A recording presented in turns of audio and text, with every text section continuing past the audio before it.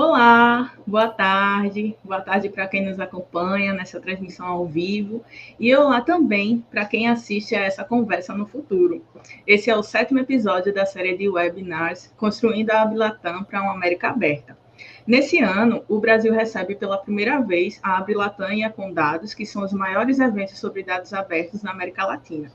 Eles vão acontecer na América Aberta no dia 3 a 6 de dezembro de 2024 em Brasília.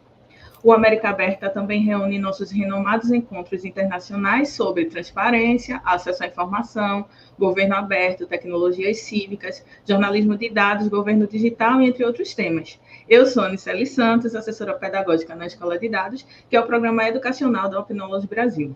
A OKBR, a Open Knowledge Brasil, que é a OKBR. A OKBR é uma organização da sociedade civil e apartidária que atua no Brasil desde 2023, abordando temas como transparência, dados abertos e inovação cívica para promover o conhecimento livre e aproximar a relação entre governo e sociedade. A OKBR faz parte do Comitê Organizador Local do evento América Aberta, junto com a Controladoria Geral da União, NIC-BR, e o Colaboratório de Desenvolvimento e Participação da Universidade de São Paulo, o Colab-USP. Hoje vamos conversar com Vitória Régia da Silva e Bessi Vasquez. Olá! Antes da gente iniciar nossa conversa, eu vou falar a bio da Vitória e da Bessi. A Vitória Régia da Silva é jornalista, formada pela Universidade Federal do Rio de Janeiro e pós-graduanda em Diversidade e Inovação Social pela PUC-Rio. É presidente e diretora de conteúdo da Gênero e Número. Há mais de 7 anos dedica-se à cobertura especializada em gênero, raça e sexualidade, sempre guiada por dados. Também é conselheira da AJO, Associação de Jornalismo Digital, e coautora do livro Capitolina, O Mundo é das Garotas, da editora Seguinte.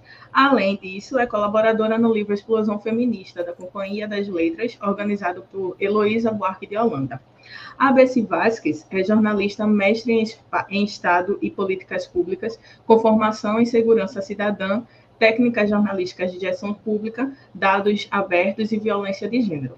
Desde 2001, tem trabalhado com organizações estatais e ONGs nacionais e internacionais, acompanhando a reforma abrangente do sistema de segurança e justa, a criação da ouvidoria do usuário de informações, políticas penitenciárias e observação eleitoral partidária em Honduras, 2017. Há 9 anos trabalha no UDPAS, da Faculdade de Ciências Sociais da UNAH, instituição responsável pela realização de pesquisas acadêmico-científicas sobre questões de democracia, paz e segurança. Sejam bem-vindas. Antes de iniciar nossa conversa, vou explicar como funcionará. Na maior parte do tempo, eu vou me comunicar em português, especialmente com vocês e com a Vitória, mas também em espanhol com a Bessi. Depois, essa transmissão será legendada para tornar acessível em relação aos idiomas que vamos estar aqui conversando. Essa conversa será rápida, durará cerca de 25 minutos, e o tema de hoje é gênero e raça, como datificar o debate. Vamos fazer uma rodada de perguntas às pessoas participantes que poderão fazer seus comentários. Quem estiver nos acompanhando também pode nos enviar seus comentários e perguntas no chat. Então, vamos lá conversar. Eu vou começar a fazer a pergunta à Vitória. E, Vitória, seja muito bem-vinda. E eu queria saber como a questão da autodeclaração racial afeta a integridade e a utilidade dos dados oficiais no Brasil. E quais são os desafios enfrentados por jornalismo de dados ou jornalistas de dados ao analisar e interpretar essas informações para reportagens sobre gênero, raça e democracia? Gente, boa tarde. Primeiro, eu queria agradecer mais uma vez pelo convite. É um prazer estar aqui com vocês. Bessi, é um prazer também te conhecer um pouco mais do seu trabalho. Sobre a pergunta específica, né? Primeiro que eu gostei muito de vocês fazerem um webinar só para falar sobre gênero, raça e dados. Eu acho que isso é fundamental, né? Muito do trabalho da Gênero e Número e do meu trabalho tem sido nesse sentido de reforçar esse lugar da análise de gênero e raça para a gente pensar, né, o trabalho com dados. Porque os dados sobre gênero e raça no Brasil, e aí especificamente falando sobre raça, né, são essenciais para subsidiar políticas públicas eficazes, né, e tomadas de decisão mais conscientes também. A gente teve, né? Agora saiu o resultado do censo de 2022, que mostra que 56% da população brasileira é negra, né? E que quando a gente olha esses dados mais de perto, a gente vê que as pessoas que se autodeclaram pardas, né, são 45% da população. É a primeira vez que esse grupo representa a maior parte da população brasileira, né? E, enfim, a gente tem no Brasil 10% de pessoas que se autodeclaram pretas, né? E a gente entende que para o IBGE e como a gente trabalha com dados no Brasil de raça, a gente entende que a população negra é formada por pessoas pardas e pretas, né? A gente tem a população indígena com menos de 1%, com 0,8%, população amarela com 0,4% também, né? Então, a gente tem essa composição racial quando a gente olha para o Brasil, né? Um país de maioria negra, um país de maioria feminina também, né? Como os dados do censo mostraram, mas que é um país estruturalmente racista e desigual, né? Nos últimos anos, a gente tem visto um aumento dessa discussão, da informação, e graças ao ativismo do movimento negro, né? Junto com a expansão das políticas afirmativas e de cotas, né? Como isso tem promovido o empoderamento, né? E fortalecido esse reconhecimento da identidade negra. Isso se reflete diretamente nos dados que a gente tem sobre essa população, né? Então, a gente vê, por conta desse movimento social, né, e político, um aumento da autodeclaração de pessoas negras, né? Não só no IBGE, mas assim, em censos empresariais, por exemplo, em diversos lugares. Mas a gente ainda tem muitos desafios quando a gente fala sobre identificação racial no Brasil, né? Um deles é essa questão da autodeclaração. Não porque a autodeclaração em si é um problema, mas sim pelo uso que tem sido feito dela, né? E aí, falando rapidamente, o que é autodeclaração étnico-racial, que é essa forma como a gente chama, né?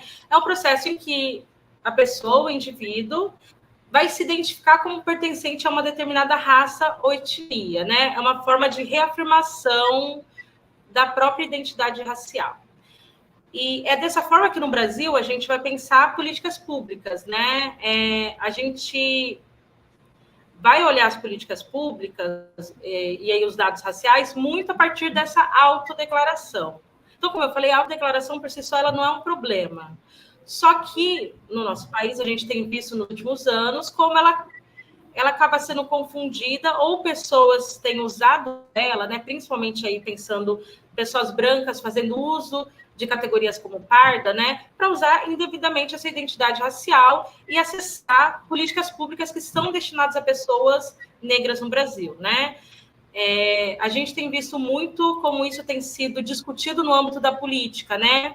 Não só no âmbito de cotas universitárias, né, cotas na educação, mas como a gente tem trabalhado na política com algumas ações específicas para a população negra, como que essa autodeclaração de algumas pessoas tem sido questionada, tem sido, inclusive, investigada pelo próprio jornalismo, né, para mostrar como está sendo feito um uso indevido dessas categorias.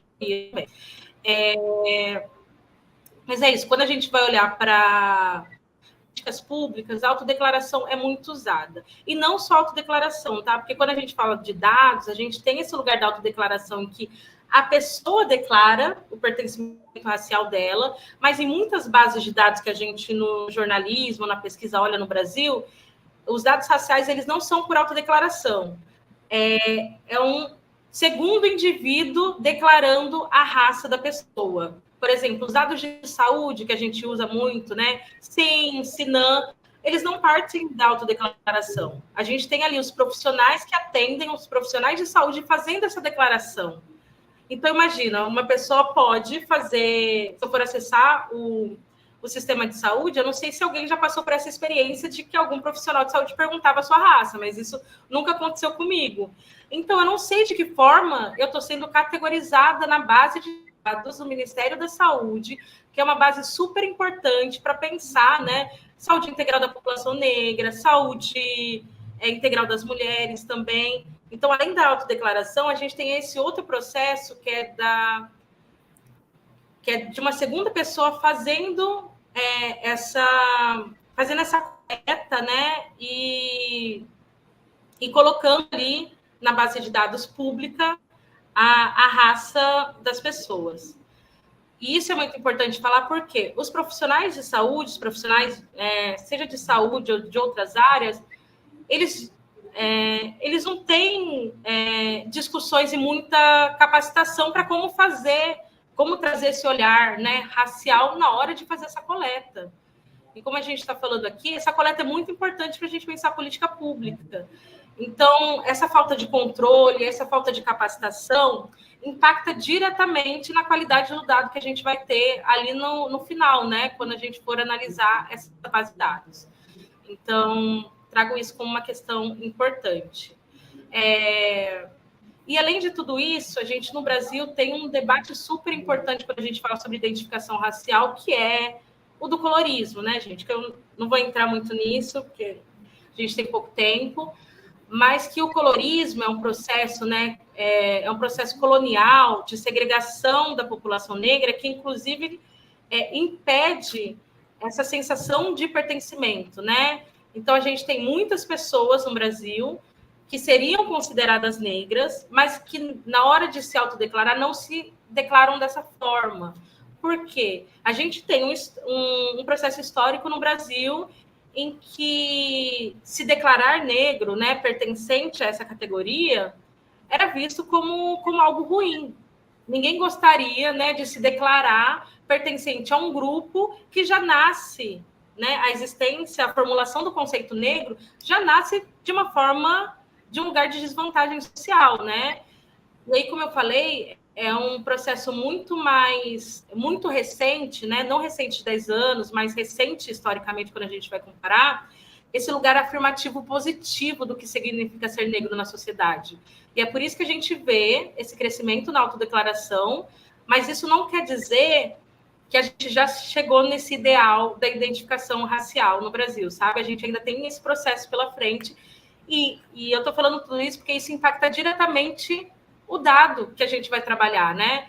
Porque o dado, a gente vem falando que nada no dado é dado, né? A gente faz essa brincadeira porque o dado ele faz parte de todo esse contexto social. O dado que a gente vai analisar ali numa base de dados, ele não está isolado de todas as discussões que a gente faz. Pelo contrário, né?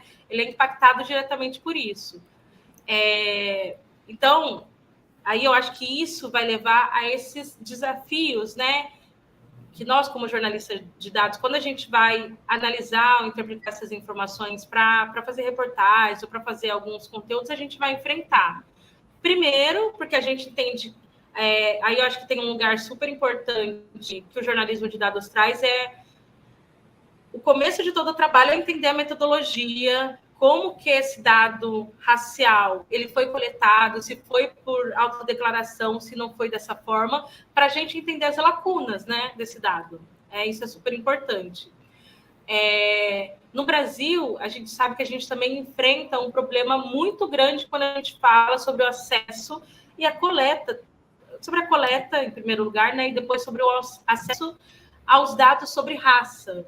Mesmo em temas que a gente acha que isso já estaria melhor organizado, né? Recentemente, eu fiz um pedido de lei de acesso à informação para dados de feminicídio, de gênero e raça, e não tive como retorno os dados de raça, só os dados de gênero. Então, isso é muito complexo, né? Para a gente pensar que como a gente fala sobre violência de gênero e raça sem ter dados de raça no Brasil, mesmo no Brasil a gente tendo legislações como a Lei Maria da Penha, que prevê em seus artigos, né, prevê dentro da própria legislação a disponibilização de dados de gênero e raça, né? Então a gente ainda enfrenta esses desafios quando a gente vai fazer algum conteúdo sobre gênero, raça e democracia também.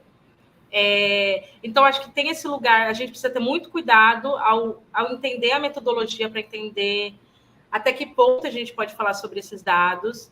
E eu acho que é uma função, um lugar do jornalismo de dados também, questionar aquele dado, né? A gente sempre fala que a gente entrevista a base de dados, e aí tem uma experiência recente do Alma Preta da última eleição que eu achei super positiva, que eles olharam para a base de de eleições, né, de autodeclaração racial, e foram investigar pessoas que mudaram a autodeclaração de um ano para o outro. Eu acho que isso é muito legítimo e faz parte do trabalho do jornalístico, sabe? Então, não é porque a base está falando que aquela pessoa se autodeclara parda que a gente tem que considerar isso sem fazer essa análise, né? O trabalho do jornalista de dados é de apuração, né? Então, a gente precisa investigar aquele dado e, inclusive, mostrar quando as pessoas estão fazendo uso indevido dessas categorias também, né? Então, acho que os desafios são muito para o jornalismo, porque os desafios para a sociedade brasileira pensar a identificação racial também são, né? E eu acho que esses desafios só vão ser superados no jornalismo quando a gente superar eles socialmente em primeiro lugar, né? E por isso que é importante a gente avançar com esses debates, sempre discutindo gênero e raça, discutir a importância da gente ter esses marcadores para falar sobre todos os temas, né? Para a gente fazer um trabalho melhor de coleta e de disponibilização desses dados, né? Para que a gente, no final, quando a gente está fazendo esse trabalho, investigando essas bases, a gente possa trabalhar com dados de melhor qualidade, né? Eu acho que esse debate dos dados de qualidade é muito importante quando a gente fala sobre dados de gênero e raça, porque muitas vezes esses dados os dados são disponibilizados, mas se eles não têm esses marcadores, eles não são dados de qualidade, porque eles não conseguem, eles não permitem que a gente analise essas temáticas de uma forma ampla, como merece, né? E aí, para finalizar, eu afirmo que não dá para a gente falar sobre dados e democracia no Brasil sem trazer dados de gênero e raça, né? Porque senão a gente vai estar falando... a gente não vai estar falando da maior parte da população brasileira, né? E falar sobre democracia e falar sobre o povo brasileiro é falar sobre mulheres, é falar sobre pessoas negras, indígenas, comunidade LGBT, que a gente nem dados populacionais sobre essa população ainda tem, né? Então, acho que o desafio é grande, mas é nosso objetivo e faz parte do nosso lugar disputar esse espaço, né, para ter dados de mais qualidade. Excelente, excelente, Vitória. É muito conteúdo para pouco tempo. A gente poderia discorrer aqui muito mais sobre esse assunto. E aí, aproveitando, se você quiser desenvolver só um pouquinho mais, porque a gente está esperando, que eu acho que deu algum problema de conexão com a Bessie, aí a gente pode desenvolver um pouco mais, se você quiser falar um pouco sobre o trabalho que a Gênero em Número vem fazendo nesse lugar do jornalismo de dados, porque realmente, como você falou, é uma grande problemática que a gente tem no país em relação a essas questões da autodeclaração a partir de uma segunda pessoa, né? E aí também a própria ideia da autodeclaração a partir de você, né? Porque a gente tem um outro lugar e acaba caindo em muitos lugares, em muitas situações, acaba caindo como esse primoroso trabalho da Alma Preta fez, de encontrar pessoas que vão se autodeclarar como pessoas negras e não são pessoas negras. E aí vão se declarar pessoas negras a partir de algumas questões que a gente sabe que não é a leitura que o Brasil identifica como uma pessoa negra, né? Então, se você quiser desenvolver um pouco mais, uns 2 minutos, enquanto a gente espera ver se voltar, a gente vamos conversando. Não, e é isso. Não, com certeza. E eu acho que tem um ponto aí importante que eu acabei não falando, mas é que até quando a gente olha para essa categoria parda, né, no Brasil, é isso. Segundo o último censo, a gente é o maior grupo demográfico, né? É importante falar que atualmente é uma disputa dessa categoria, né? Essa categoria, por muito tempo, foi entendida como uma categoria que, na junção com pessoas pretas, formam a população negra no Brasil. Mas eu acho muito importante não deixar de falar como as comunidades e as populações indígenas, né, que é sempre nessa perspectiva plural, elas estão disputando essa categoria também, entendendo que tem muitas pessoas indígenas que estão dentro dessa categoria parda, sabe? Então, acho que esse debate sobre a gente pensar a identificação racial não só negra, mas passa por esse diálogo super importante com as populações indígenas também, para entender como a gente consegue ter dados que demonstrem essa pluralidade racial, mas sem apagar nenhum grupo, né? Isso eu acho muito importante. mas esse é um debate que ele está em andamento. A gente ainda não tem nenhuma resposta pronta, né, para pensar isso nos dados, e também entendendo que o tempo das discussões para a gente ter isso implementado são diferentes, né? Demorou quanto tempo para o IBGE começar a coletar os dados de raça, olhando para categorias pardos e pretos como população negra, né? Então, a gente fazendo essa discussão agora, nesse momento, que ela é super importante, mas ainda não há essa previsão de quando que isso poderia estar colocado, né? Então, só acho importante acrescentar isso que eu acabei não falando. E aí eu acho que muito do que a gente está falando aqui tem a ver com o propósito e com a missão da Gênero e Número mesmo, né? A Gênero e Número nasce como essa primeira iniciativa que fazia essa junção do jornalismo de dados e a cobertura especializada em gênero, raça e sexualidade, né? No momento em que estava crescendo um pouco mais o interesse pelo jornalismo de dados no Brasil, né? A Gênero e Número nasce em 2016, mas que a Gênero e Número nasceu como um veículo de mídia independente, né? Um nativo digital, todo esse contexto. Mas por conta muito desses desafios que eu até citei aqui, a gente entendeu que a gente conseguiria falar sobre todos os temas que a gente gostaria com os dados que a gente tem disponíveis no Brasil. Então, a gente começou... A Bessie voltou, tudo bem? Só para finalizar, a gente começou a também entender a importância da gente produzir pesquisas. E eu acho isso um ponto muito, muito interessante, né, na nossa trajetória e para a gente pensar esse lugar dos dados abertos também, né? Como os desafios ainda são muitos, como a gente pode usar essas ferramentas que a gente tem a partir do jornalismo de dados para criar novas bases, para fazer pesquisas e para, inclusive, cobrar do poder público ou dos tomadores de decisão que esses dados são possíveis de ser coletados, sabe? Então, acho que esse foi um movimento interessante que a gente fez também. Então, atualmente, além da parte de jornalismo, a gente tem uma parte dedicada a pesquisas e projetos, que tem sido bem, bem interessante. Excelente, sigam a Gênero e Número, vale super a pena, são trabalhos muito primorosos. Muito obrigada, Vitória. A gente poderia continuar aqui falando muito, porque é muito, muito extenso esse assunto, mas muito obrigada por ter conseguido condensar, que também é um desafio, como falar tão rápido sobre um assunto tão complexo. Agora eu vou fazer a pergunta para a Bessie. Y Bessie, bienvenida, Bessie. ¿Cómo la recolección y el análisis de datos sobre igualdades de género puede influir en la formulación de políticas públicas que promuevan una democracia más justa y segura para todas las personas? Hola, buenas tardes, Aniceli, Victoria. Un abrazo desde la Universidad Nacional Autónoma de Honduras y mi agradecimiento para América Abierta por la invitación a participar en este importante espacio en el que vamos a dialogar y reflexionar sobre un tema que es muy importante para la región en el marco de Abrelatán y con datos. Con relación a tu pregunta, quiero decirte que como periodista, feminista, y el trabajar en este instituto que recolecta datos sobre la violencia de género ha sido una inquietud de mi parte, ahora que estudio el tema de las políticas públicas sobre cómo generar información robusta, científica, que pueda permitir a los tomadores de decisiones comprender mejor el fenómeno sobre la violencia contra la mujer, pero también hacer comprender la importancia de la generación de estadística, de la generación de datos dentro del que sirvan como insumo en el ejercicio periodístico.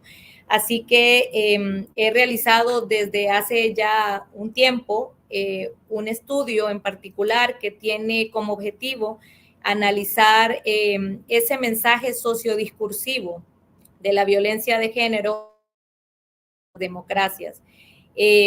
Quiero comenzar diciendo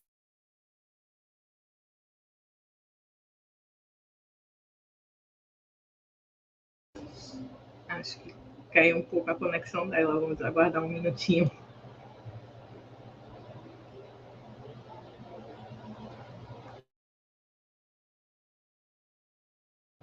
Caiu. mas até onde ela estava falando, a gente percebe que os problemas em relação a dados de gênero, eles só mudam o endereço, assim, porque são bem complexos e cada lugar voltou.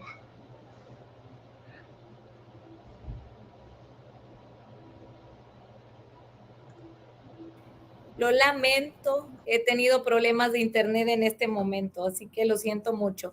Les decía que los estudios sobre el fenómeno de la desinformación en los países latinoamericanos se han centrado en sus efectos en las democracias, especialmente por esa proliferación de todo tipo de desórdenes informativos como las fake news, los discursos de odio, la información descontextualizada, manipulada o con la intencionalidad de confundir y desorientar a la población, poniendo en peligro la libertad de expresión y, por supuesto, la calidad de la información a la que acceden los ciudadanos. Sin embargo, en este debate entre los datos, la violencia de género y los medios de comunicación, es propicio recordar que los medios de comunicación se han convertido desde finales de los años 90 en una importante herramienta que ha permitido a la violencia de género salir del espacio privado y comenzar a observarse como un problema social.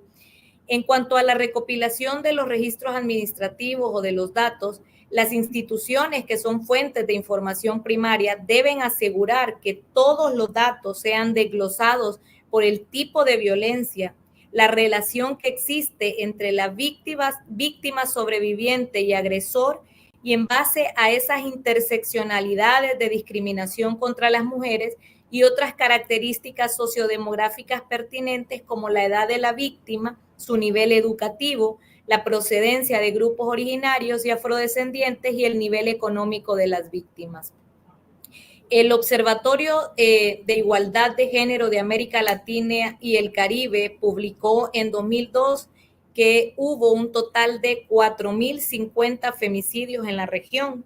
La tasa más alta, tristemente, la tiene mi país, Honduras, con 6.0, y le siguen República Dominicana con 2.9. Sumado a ello, en este instituto, que pertenece a la Facultad de Ciencias Sociales, tenemos el Observatorio Nacional de la Violencia, que es un centro especializado en la recopilación de datos sobre violencia de género y violencia en general que ocurre en el país, y ha publicado que entre 2012 y 2021, es decir, en los últimos 10 años, Honduras registró un total de 4.542 homicidios cometidos contra mujeres, de los cuales el 61.7% fueron categorizados como femicidios, es decir, casi 40 víctimas cada mes. No obstante, la deuda de la judicialización de casos por femicidio es del 98%. ¿En qué consiste la importancia de los datos? La importancia de los datos en este tema radica en que nos permite conocer el fenómeno y, como Victoria lo decía, poder diseñar esas políticas públicas pertinentes para que esta tendencia del fenómeno se traduzca en los medios de comunicación, en historias no influenciadas por los intereses del medio, considerando el problema como político y social, y su correcta representación entonces en las noticias contribuiría a reducir esa violencia que en este momento las mujeres y las niñas estamos sufriendo. En palabras de Bourdieu, la prensa es un actor poseedor de un fuerte capital simbólico.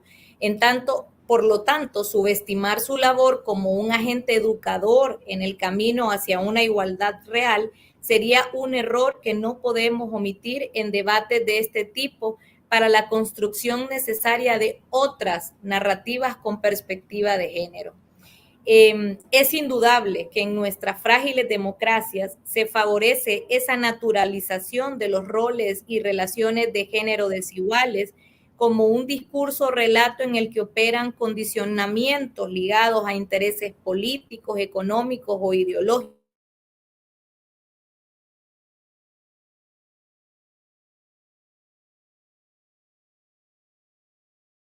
Se convierte universal para analizar el problema y el impacto en las democracias. Como siempre lo he dicho, no se trata de vetar los temas o limitar la libertad de expresión. De lo que se habla es de restablecer marcos morales y éticos en donde se sigan acuerdos sociales que se traduzcan en la seguridad y una vida libre de violencia para las mujeres.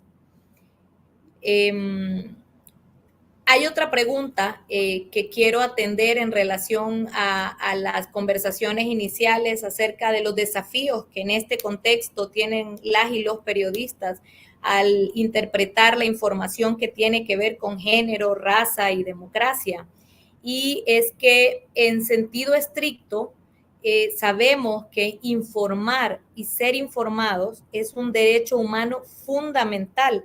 No obstante, es una generalidad que el contenido de las noticias que se transmiten casi siempre tiene una visión estereotipada en relación a la violencia contra las mujeres y niñas. El artículo 8 de la Convención Belén do Pará obliga a los estados a promover en forma progresiva medidas específicas, inclusive programas para alentar a los medios de comunicación a elaborar directrices adecuadas de difusión que contribuyan a erradicar la violencia contra la mujer en todas sus formas y realzar el respeto y la dignidad de las mujeres y niñas. Mandato que cobra vigencia, por supuesto, en países como los nuestros, en donde los altos índices de violencia basada en género reflejan tasas que cada vez van creciendo. Normalizar la violencia en los medios de comunicación es una tendencia vinculada con el mensaje de Bourdieu al señalar que los periodistas y las periodistas son circuladores de los inconscientes. Para quienes ejercen violencia simbólica son a su vez víctimas de ella, de modo que si pretendemos informar mediante supuestas tipologías elaboradas, lo único que hacemos es proyectar el sentido común de esas construcciones mediáticas. Una antropóloga argentina a la que respeto y admiro mucho, Rita Laura Segato, señala en la pedagogía de la crueldad que en el horizonte mediático es común encontrar noticias sobre violencia de género, a la mujer retratadas como provocadoras, infieles, en un afán por justificar la violencia. Y con esto también se promueven en la sociedad bajos umbrales de empatía. Así que sin el ánimo de presentar una visión eurocentrista, porque abandero totalmente la epistemología del sur y la consecuente decolonización de la Via Yala, retomo una experiencia del tratamiento noticioso de la muerte violenta de mujeres y niñas promovida por RTVE y el Instituto de la Mujer de España, en donde promovieron la elaboración de un manual para la urgencia del tratamiento periodístico. Y en 2004 diseñaron diversas instituciones de carácter mediático, político y social este manual que contiene recomendaciones para la recolección, uso de datos y redacción de notas sobre violencia de género que han sido adoptadas como un modelo de referencia por distintos medios de comunicação. Muitas graças, muitas graças. Gente, muito obrigada, Vitória e Bess, por participarem dessa conversa, compartilhando suas perspectivas e também agradecendo as pessoas que nos acompanharam hoje e que vão ver esse vídeo depois, um conteúdo excelentíssimo que vai ter muita coisa que a gente vai poder ver durante o América Aberta. A gente vai poder aprofundar esses temas durante a programação do América Aberta. E aí vocês podem continuar acompanhando as redes da OKBR para ficar por dentro dos próximos temas e outras novidades que vêm pela frente. E lembrando que as inscrições para participar do América Aberta vão até 20 de novembro. Então, participem, se inscrevam no site do americaaberta.org e participem do evento, que vai ser super demais. E vocês podem acessar mais informações e ficar por dentro do que acontece também nesse mesmo site, no americaaberta.org. Mais uma vez, muito obrigada e foi um prazer poder recebê-las aqui. E até a próxima. A gente se encontra lá no América Aberta em dezembro. Muchas gracias. Hasta luego y nos encontramos pronto. Hasta luego. Adiós.